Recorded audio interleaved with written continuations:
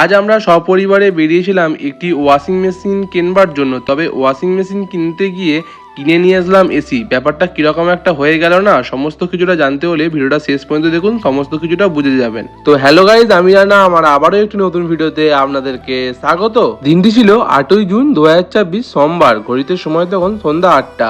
আমরা সকলে মিলে চলে গিয়েছিলাম আমতার রানা টেলিকমে একটি ওয়াশিং মেশিন কেনবার জন্য। ওখানে যাওয়ার পর একটি দাদা আমাদেরকে বিভিন্ন রকমের ওয়াশিং মেশিনের বিভিন্ন রকমের ফিচার সম্পর্কে আমাদেরকে বলছিল।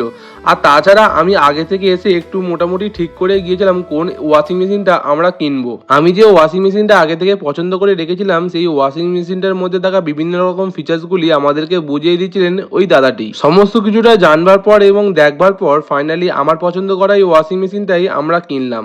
আমরা কোন ব্র্যান্ডের ওয়াশিং মেশিনটা কিনলাম এবং কত স্টার এবং কত কেজি সমস্ত কিছুটাই দেখাবো পরের ভিডিওতে। তারপর বাইরে বেরিয়ে আসার পর বাবা আমাকে হঠাৎ করে জিজ্ঞাসা করলো, তোর তো ওপরে প্রচন্ড পরিমাণে কষ্ট হয় গরমের কারণে, তুই কি তাহলে একটা এসি কিনবি? এত ভালো সুযোগ কে হাতছাড়া করে বলুন তো?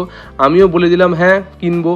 সেই মতন আমরাও সকলে মিলে একটি এসি দেখছিলাম কেনবার জন্য। রানা টেলিকমে ছিল একাধিক ব্র্যান্ডের সমস্ত রকম এসি। হায়ারের প্রতিটি এসিগুলি ছিল গুড লুকিং এবং একাধিক নতুন নতুন ফিচার সম্পন্ন। যাই হোক, ওই অল্প সময়ের মধ্যে ইন্টারনেটের মধ্যে একটু রিসার্চ করবার পর ফাইনালি একটি এসি আমার পছন্দ হলো। ওই এসিটাই আমরা নিলাম শেষ পর্যন্ত। কোন ব্র্যান্ডের এসি আমি পরের ভিডিওর মাধ্যমে সমস্ত কিছুটা বলে দেবো। তারপর এখানের এই বিলিং কাউন্টার থেকে বিল করে টাকা পেমেন্ট করে ওখান থেকে বেরিয়ে পড়লাম বাড়ি যাওয়ার উদ্দেশ্যে। আজকের ভিডিওটা আমি এখানেই শেষ করছি। আবারও দেখা হচ্ছে একটি অন্য কোনো ভিডিওতে। Good bye, tata.